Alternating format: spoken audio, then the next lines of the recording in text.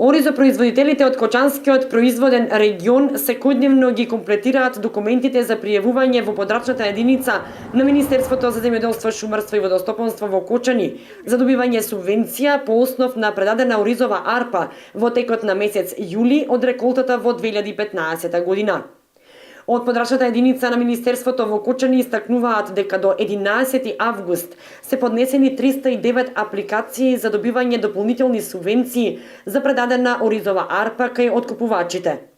Од овде истакнуваат дека голем број земјоделци се интересирале за поднесување апликации, при што од понеделник се очекува поголема динамика во поднесувањето на барања за дополнителни субвенции, кога се очекува и подрачната единица на Министерството во Кочани да работи и со продолжено работно време, доколку има потреба од тоа. Со новата мерка, земјоделците кои имаат пријавено земјиште до 2 хектари на кое одгледуваат оризова арпа, ќе добијат 5 денари дополнителна субвенција за предаден килограм кај откупувачите. Земјоделците со земјиште од 2 до 10 хектари имаат право на субвенција од 4 денари за килограм, а производителите со пријавено земјиште над 10 хектари на кое одгледуваат ориз ќе добијат по 3 денари за килограм. Одлуката арпата да биде предадена од 1 до 31 јули е со цел да се продадат количините останати од минатогодишната реколта.